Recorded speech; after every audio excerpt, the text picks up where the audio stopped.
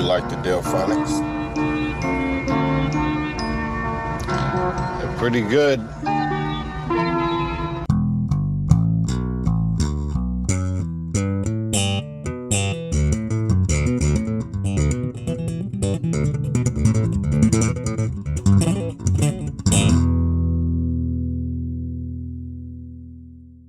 Hey guys, George Mesa, Third Eye Edify podcast. And a lot like the last episode, today I'm working something out, or what I should say is I'm releasing something that I've been thinking about for a really long time, much longer than the last one. This concept that I'm going to kind of piece together is a long time coming. It's a music-related episode, but it's not necessarily detailed regarding frequency, music theory. It's more about what has occurred in the past, let's just say 200 years-ish, to be precise, but more importantly, longer, actually. Close to almost exactly 300 years or more. Because one of the dates that comes up early on here is going to be 1724. So we're really looking back through the history of music in this specific area that I am in, the United States. And most importantly, the potentially intentional offset of black versus white. Or white versus black, whatever. It's the ongoing struggle. And by the way, my hair is still here. Don't worry, I'm just wearing it up, which I often don't do in front of the camera. There's so much to get into. There's so many ways to approach this, but I'm going to do my best to make it a Third Eye Edify approach. And please, leave comments. Let me know what you think about this, if you have any additions. I know that my good friend and twice guest on the show, Kilel Kiano, has at least some insight into this topic, at the very least, and I'm sure he'll find this episode very interesting. Shout out to him. And check out our most recent previous episode with me and him called Menace in the Hood, as we discussed how black entertainment made its way, potentially by force and potentially intentionally, into the American culture from the 80s on till basically now. And I am very specifically going to discuss what led to that time period and how our own entertainment and its own release dates and things of that nature have actually marcated very important points in that timeline. But more importantly, as again a Third Eye Edify way to see this, there is a high level of inversion that is often used to trick us, to confuse us beyond repair, and to make sure that we just have no idea what the hell is going on. And we just accept what we get, and that's it.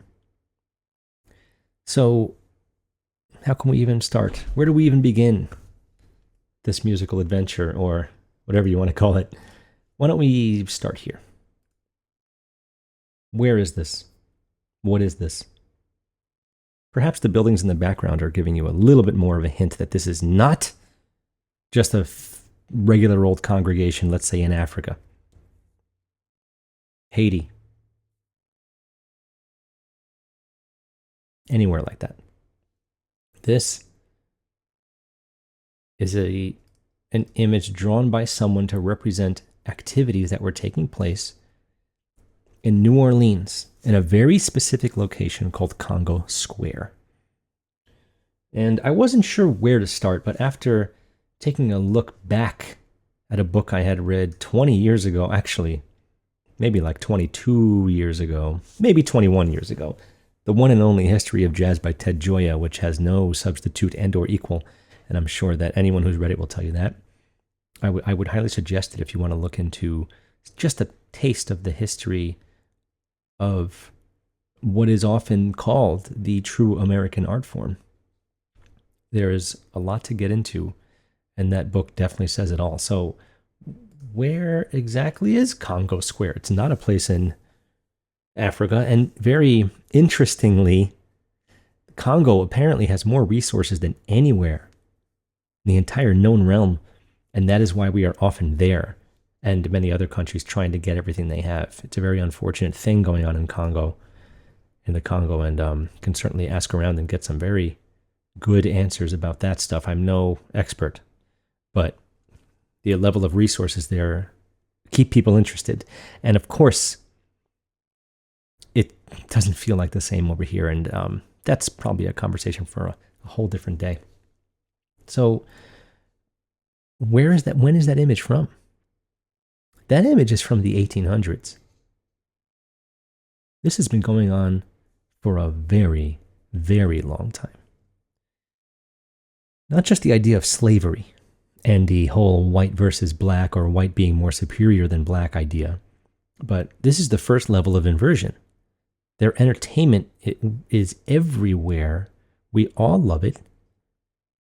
But what has it taken to convince us that some of it wasn't theirs?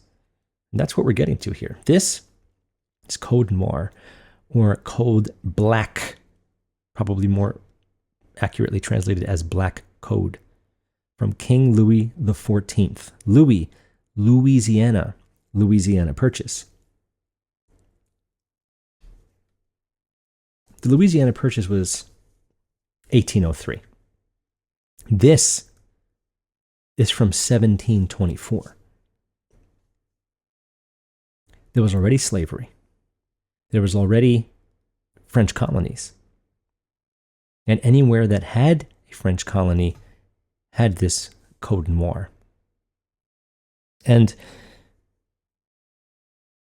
there was an ordinance by the New Orleans mayor in 1817, which is not too far after the Louisiana Purchase, to do its best to start enforcing more of these black codes. Congo Square is important because this New Orleans mayor decreed that on the one day off a week for the slaves, they could congregate in Congo Square and do their thing, because they were performing music and doing whatever everywhere. You can't stop music. Water, energy, music. Maybe these things should all be free. And we're going to get into music publishing a bit today as well. Speaking of music that is not free. So it essentially defined the conditions of slavery in the French colonies. And this, by the way, it surprisingly included a mandated conversion to Catholicism and the expulsion of all Jews in any French colony. So way before it was the world versus Germany, this was happening by decree by King Louis XIV. So don't be surprised by that. There's a whole history of that too. And this is going to pass through a lot of things that I could talk about for hours. So I'm doing my best to create sort of a timeline into what I want to get the main focus on here. Surprisingly, and this isn't necessarily an integral part of the conversation, but this is an image of Frisk University, Frisk. And in 1930, this became the first historically black institution, whatever you want to call, or however you want to discuss the term historically black, the first historically black institution to gain accreditation by SACS, the Southern Association of Colleges and Schools. Why I mention this? This is in Nashville, Tennessee. This is in the South. So we're already starting to get that high level of confusion that I'm looking to give information for today, where we don't like them, give them separate drinking fountains, give them separate places to eat, and give them different bathrooms. They've got a university in Nashville. Doesn't that surprise somebody? It surprises me. I didn't know about that, and it only came about it through my research here, and it often does happen this way, that things just come to light all of a sudden. So the point of bringing up Congo Square to begin with is that,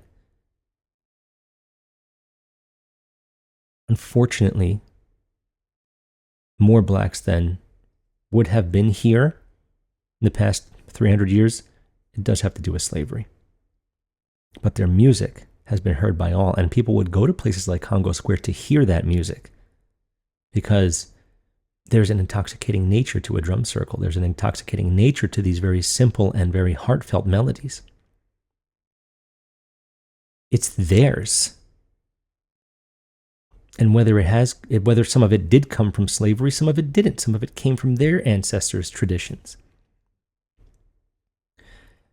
And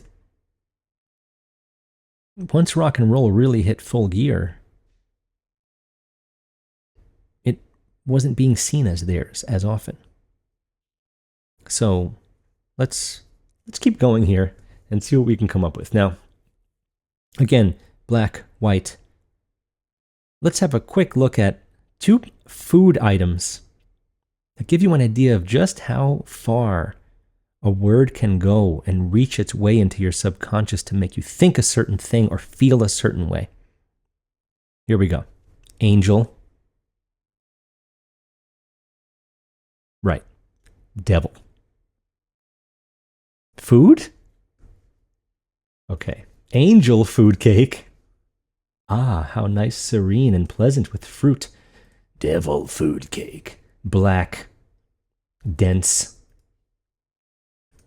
This is a very silly and simple example of how far it can go. Now, once again, we're talking about 1700s leading into the 19th century. Now we get the Civil War. Plenty of turmoil, plenty of things to debunk perhaps, but let's move on to late 19th, early 20th century, because now black culture is really solidifying itself and getting a chance to thrive, finally. Getting a chance to be seen for what it is. But of course, there are many roadblocks to this. And no matter who or what lived here 500 years ago, the cultures that ended up thriving and existing in this United States were on one or the other side of that line. You were either a slave, or you once were a slave, and you were African American, or black in some way, or you were white, and not on the other side of that fence, and not restricted from doing your thing and just being yourself.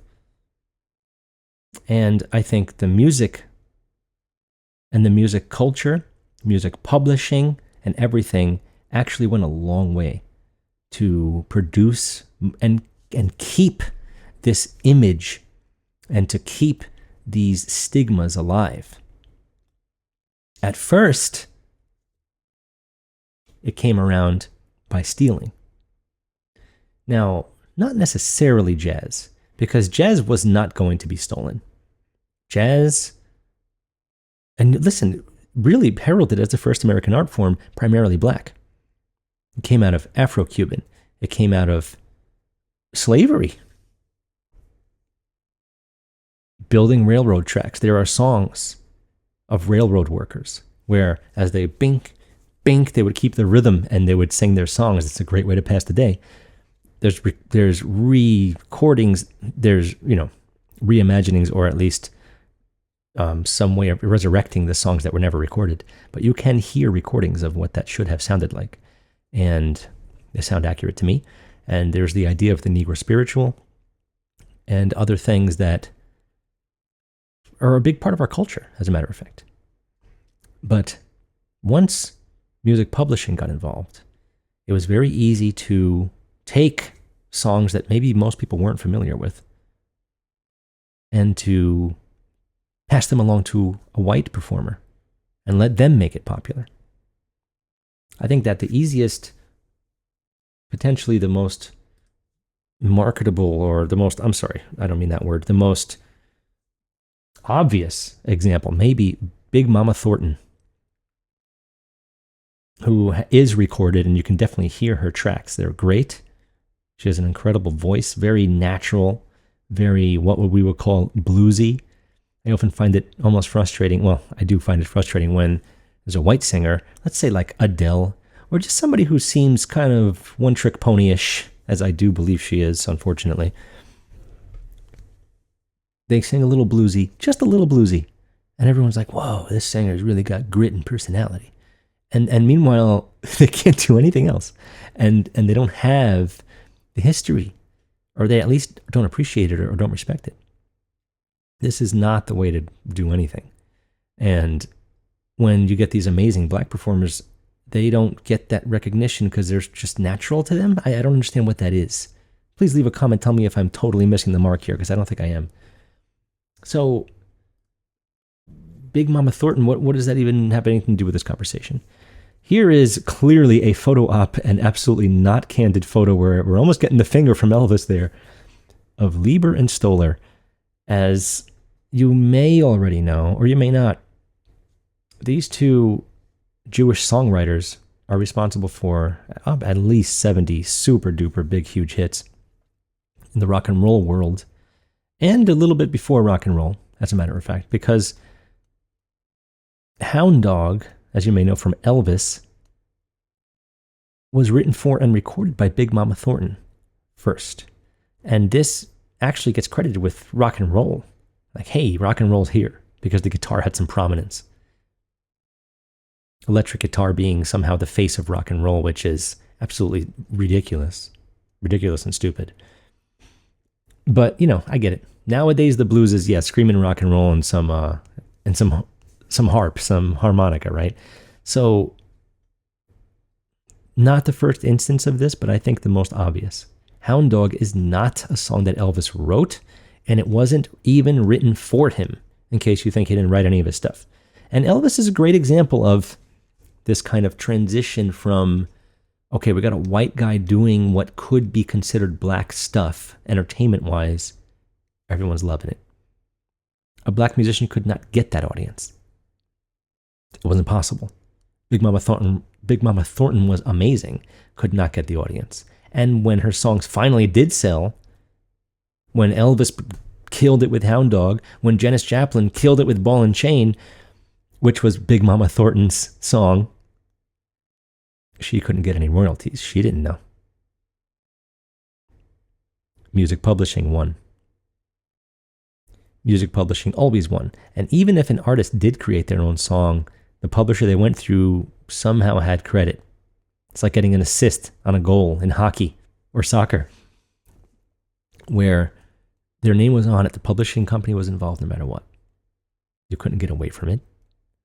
So I hope this is a small example that makes sense to see at this point, where Big Mama Thornton not only has songs written for her by these two Jewish people, Lieber and Stoller, but then they go on to become hits from white performers. So at this point in the arc of the story I'm looking to tell, we have black musicians killing it, and then we have white musicians who get all the credit, where you can grow up your entire life and think that Elvis wrote Hound Dog. Can you even imagine somebody else singing it right now? Anyone who knows the song is hearing Elvis sing it right now. You're not hearing the bass line, are you? As a bass player, that hurts, but it's the truth. And Hound Dog, by the way, from Big Mama Thornton was 1952. Ball and Chain was 1956. Elvis and Janis wouldn't do this for a long time. So this was the magic and the power, and I do mean magic in a dark way. This was the magic, and black magic, by the way, as what they would call. Let's just call it dark magic. This is the magic of Tin Pan Alley.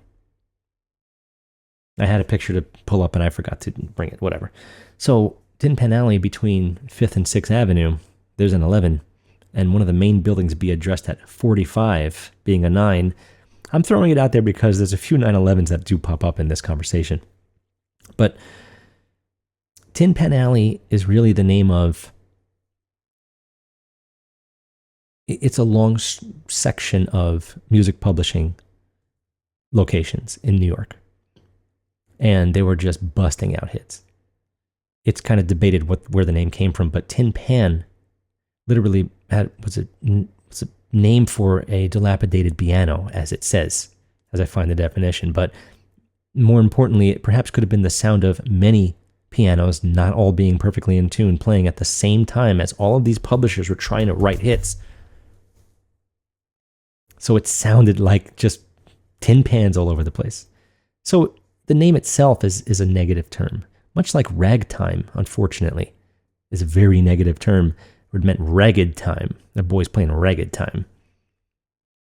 As we would often have black piano players playing this music, which was pretty tough to play, very syncopated, very tough for your traditional classical musician to play. Certainly kind of scary looking on paper compared to some other stuff, I would say.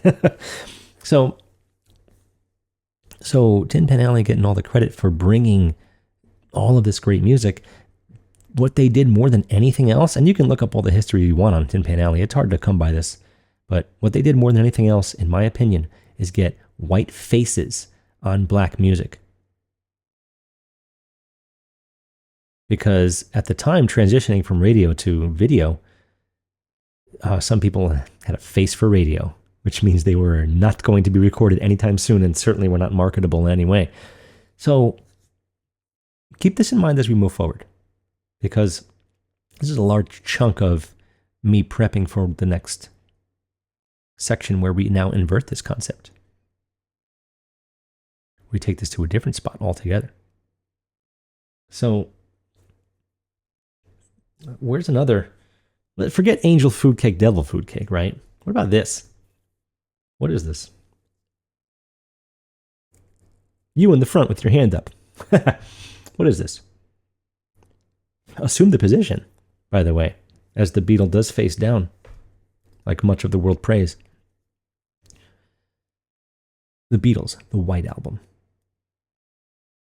as it's called.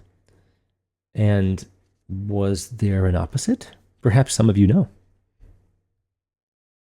Perhaps some of you are quite familiar with it. Metallica, the Black Album. Now, this came to mind as I was doing this, and I think it actually is more important than I thought it would be, as a matter of fact. Because, the Beatles are a point of contention for many in a lot of different ways. As a gigging musician who ends up playing a lot of cover songs, I end up playing a lot of Beatles songs. And while I don't mind playing a lot of the bass lines, it turns into almost a, like, are we really going to do another Beatles song kind of thing, They changed so much from what they were at first, this lovey-dovey, hold my hand band, and then they turned into this whole psychedelic thing. But my primary gripe with them, and this is just me personally as a musician, is they stopped playing live. This isn't even about, Paul McCartney's dead or whatever. They stopped playing live well before the White Album. It doesn't leave a good taste in my mouth. And there could be a number of reasons for it, but they had their intention. They had the headline reasons, as in like the crowd was too loud or whatever. But I mean, come on. Why do such a thing, right? So anyway, White Album comes out November 22nd, 1968. Do we get some 9/11s? We kind of do. Don't worry about it. Not that important. Interestingly enough, it was their 9th album and a double album. So that's kind of 9/11 again. Funny how it just keeps popping up. No big deal, of course. They had their own little label called Apple. Nothing to do with the Apple company, the computer company, but potentially everything to do with biting from the apple, from the tree of knowledge. And the Black Album, as you just saw from Metallica, came out August 12th, 1991. There are some more 9/11s there. I'm not going to bother. I didn't even mention it, right? So before I talk a little more about that and exactly what that time frame does for us, let's bring someone else into the mix here who mixed it up, literally. The one and only Michael Jackson, and what can only be potentially questioned as, is this a photoshopped image? I mean, this is makeup to the max, right? But what is he wearing? I don't know if it's officially been confirmed or not, but oh my goodness, does it look like he's wearing a Sgt. Pepper's Lonely Heart Club Band outfit? And knowing what's on that cover and who's on that cover, including Aleister Crowley and others, it's questionable why he would wear that at all. Surprising, to say the least. But Michael Jackson had a song called Black or White. It's kind of the almost sort of inspiration for the name of the episode here. That came out August 11th, 1991. I'm sorry, November 11th, 1991. So almost to the day that the White Album came out, on November 22nd of its year. Now we get Black or White on November 11th, 1991, which is another set of 9/11s, very strangely enough. But it's almost exactly 3 months after the release of the Black Album in the same exact year.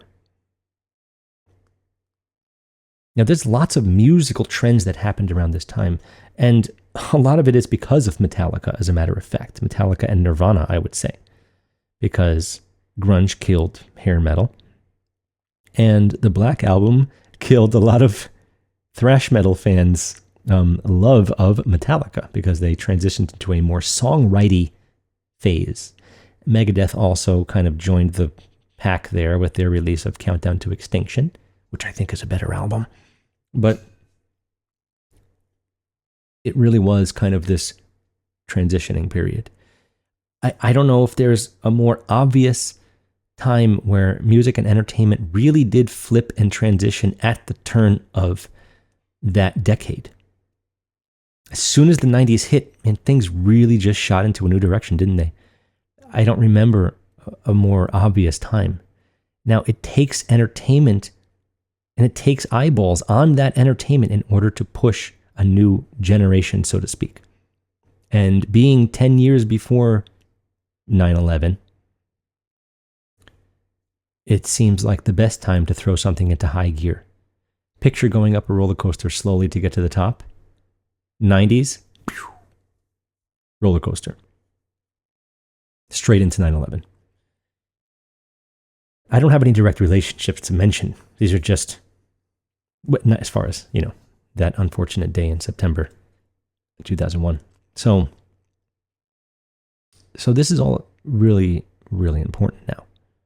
Because, again, as I had Kilel Kiano on this show to talk about Black entertainment and how I felt personally that it was completely geared towards my exact age and demographic at that time, late 80s, early 90s. We had In Living Color.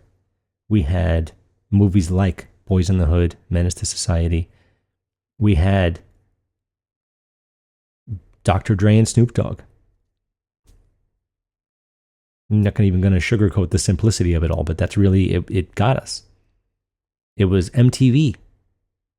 It wasn't all MTV, but it was a lot of MTV.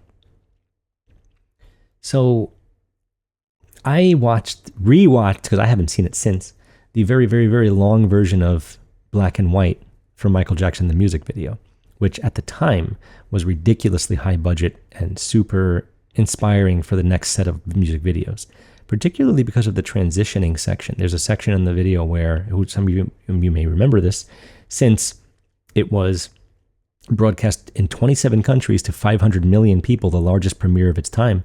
And the early 90s was a big time to premiere videos. Metallica had Unforgiven, and Tupac had California. It was like a New Year's premiere, if I remember correctly. And this was a humongous, well-advertised event for all to see. So the issue now, the inversions that follow, is that now it's not about stealing Black entertainment and putting it on the faces of white people.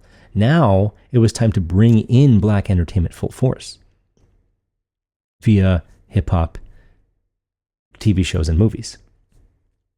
So did Michael Jackson help? Was he forced to? We know what Little Michael Jackson was all about. We know what pre-90s Michael Jackson was all about, and I would say that would be Quincy Jones, this unbelievable studio giant who makes the best songs somehow, just knows how to groove, knows how to get all the little things. And Quincy Jones had a part in Love Shack. Do you find that to be a far more memorable hit song than other ones? There's a reason for that, and the reason is Quincy Jones. So suddenly we move on from Quincy Jones to Michael Jackson releasing a song with no actual real drummer a very not so bass guitar-y sounding bass, and a super simple, very repetitive song. The song barely changes anything the entire time. It's just there for Michael to sing. And to show that he was no longer black. He was apparently transitioning from the late 80s, but this was the first time, because, the video I saw before that was Thriller. I don't remember anything else. Suddenly, Michael Jackson's white. Or at least very close to being white on an official level. You could see a decent amount of his chest in the video. It wasn't just his face. He's white. And the lyric is, it doesn't matter if you're black or white. Meanwhile, the video has a stunningly large proportion of white people than black people. And of course, mentions of UFOs, landing, rock guitar, the Wild West, all debatable things here. There's a rap section in the middle. Macaulay Culkin seems to be the main star of the video from Home Alone. There's babies sitting on a imaginary, fake clay globe. There's images of war. It's quite a video. But those morphing graphics were really what everyone was talking about. And even some video game systems, soon to be with CDs and not cartridges, were actually starting to tout that they could produce those morphing qualities. Sony in particular, who may have had a hand in this video that I'm not familiar with actually. Sony, who soon had the first real 3D video game system. Yeah, they were showing images of this in the video game magazines to say, we're going to have this soon. Meanwhile, that didn't show up for another 25 years. But I think the timing is incredibly pertinent. We go from the White Album that pretty much demarcated a time where now we were actually getting music written by white musicians, performed by the same white musicians, as opposed to the rock and roll that came before it. That was not that. It was white-faced black entertainment, so to speak. Now the White Album comes out and we get a lot of white rock music. Now the Black Album comes out and black entertainment is starting to really hit its full stride and be respected and loved. If it wasn't The Simpsons, it was that. And anyone who grew up in this time has a good idea of what I'm saying, I believe. But now we're also getting Michael Jackson turning white. Now I know that he may have had the skin condition, and I don't know if it's true or not. I don't. And please leave a comment if you have better information. But when it's the leading pop star of the entire universe, then it makes me believe that there's possibly something behind it. He had the same childhood that Mozart did, maybe a little more traumatizing, maybe not. He was bred to become this musician. He had no choice. And what a musician he was, regardless of whatever he could or could not have been when he sang. Wow. Really had it. He had it, whatever it is. He had it. And unfortunately, this video, this black and white video, we're finding a different Michael Jackson. We're finding him almost typecast, given the same he-he's and doing those same dance moves that he's been doing for quite a few years at that point. A lot of crotch grabbing, by the way. A good amount.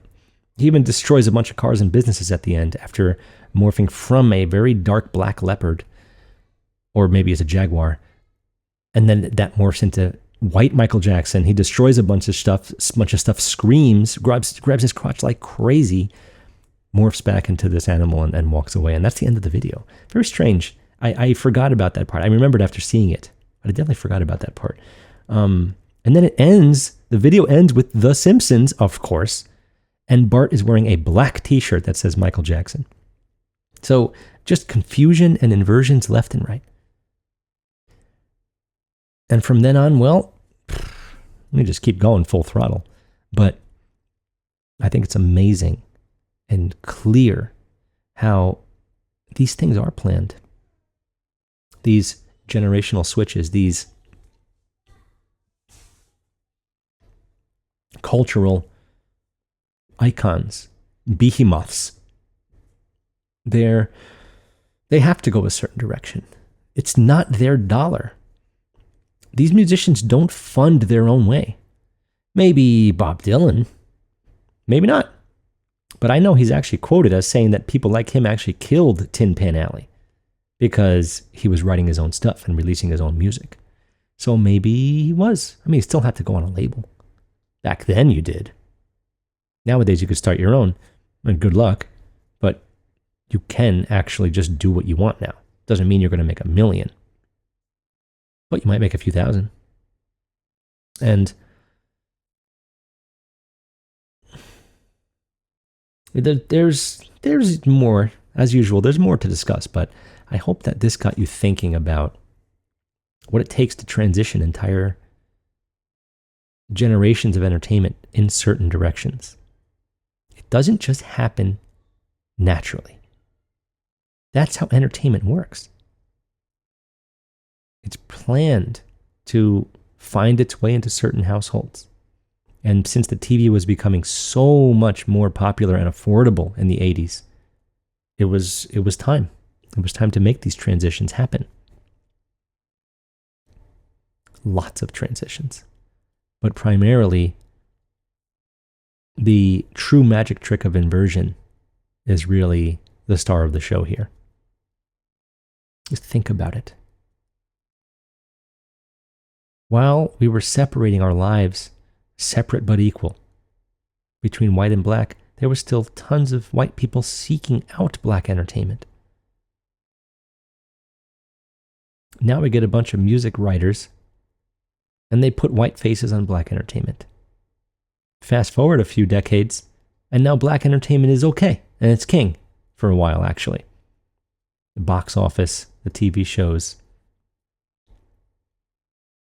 This is how it happens. Michael Jackson says it doesn't matter if it's black or white, and he's no longer black.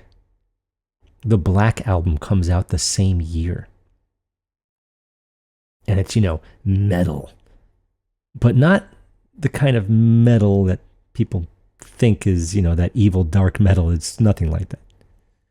So, I'm watching you, Metallica. I'm watching you. I remember. And I maybe I'll have a whole episode on you soon enough. We'll see. But keep in mind, Kill 'Em All as their first album. They went from Kill 'Em All to this. I read somewhere that the Beatles, after their Sgt. Pepper's Lonely Hearts Club Band album, where it's a pretty convoluted mess of images and it's almost disorienting, they kind of went minimalist. Well, you can't go more minimalist than straight up white with your name on it. But that was the idea. They kind of wanted the opposite all of a sudden. And the album is as sporadic as the cover of Sgt. Pepper's, where everyone gets a shot at writing a bunch of songs, and that's why it's this big double album. They even went so far as to kind of almost mock the Beach Boys, even though the Beach Boys were better singers. So I don't know where all this fits. That might be a whole nother thing. I do have a previous episode called Lonely Hearts, Sgt. Pepper's Lonely Hearts. Definitely check that out for some more information in that regard. And for new people, welcome. And I hope that you do find some time to look at my older stuff. I've got quite a lot of episodes at this point, and this is just a hint of the kind of paths I try to take in my episodes here. I thank you so much to all of my fans that have been with me all this time. It's been over 2 years. Thank you so much to my patrons. Big thanks to you. And anyone else that's on Rockfin, you know who you are. So, as I always say, like, subscribe, but share. Share this with someone. You spreading the word that I exist is a big part of what keeps me able to do what I'm doing here. Now, I've promised a few very interesting interviews, and they are definitely coming. It may start with my wife. She'll be back on, but maybe not. Maybe not. We'll be looking forward to some very interesting things about topics that I was not too familiar with, as a matter of fact, as well. So hopefully we will be releasing those Oh, definitely this month, but into next month as well. Now that I'm recording this the first or second day of September 2024. And thank you to everyone. I'll see you next time.